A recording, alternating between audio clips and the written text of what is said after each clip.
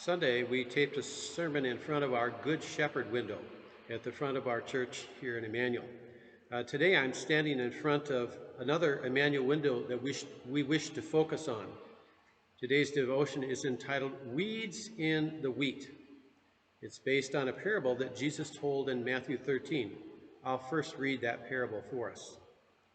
Jesus told them another parable. The kingdom of heaven is like a man who sowed good seed in his field. But while everyone was sleeping, his enemy came and sowed weeds among the wheat and went away. When the wheat sprouted and formed heads, then the weeds also appeared. The owner's servant came to him and said, "Sir, didn't you sow good seed in your field? Where then did the weeds come from?" "An enemy did this," he replied. The servants asked him, "Do you want us to go and pull them up?" "No," he answered, "because while you're pulling up the weeds, you may uproot the wheat with them. Let both grow together until the harvest. At that time I will tell the harvesters, first collect the weeds and tie them up in bundles to be burned. Then gather the wheat and bring it into my barn." From Matthew 13:24 through 30. Some of you know that I was privileged to grow up on a small 160-acre farm just south of Fountain, Minnesota. Now, there were two things that grew well on our farm: children and weeds. Our dad wasn't much for spending money for spraying. After all, he and his 5 sons could take care of the weeds by hand. I wonder how many hours I spent pulling out giant ragweeds, pigweeds, velvet leaf, and mustard out of corn and bean fields. There was a good crop of weeds each year.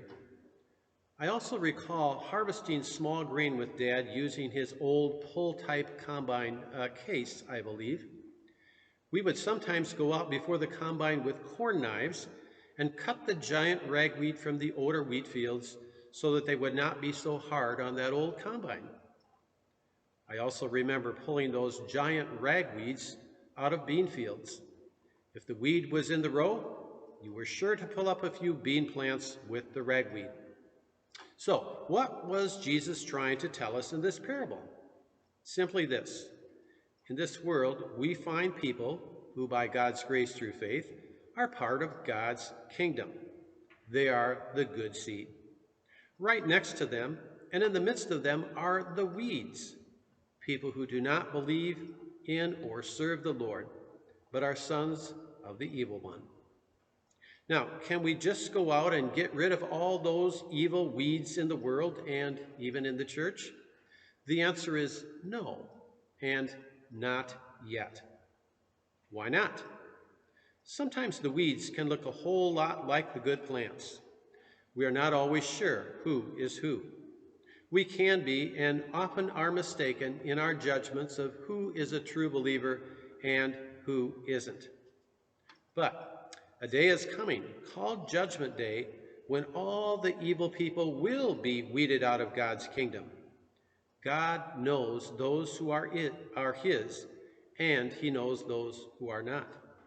There will be no escape from that judgment, and there will be no mistakes with our God. The weeds will be thrown into eternal fire, and the wheat gathered safely into God's eternal home. We pray. Lord, give me patience while I live with the weeds all around me. I also pray that your Spirit would lead them to believe, and so to be a part of your children in your kingdom of grace. Amen.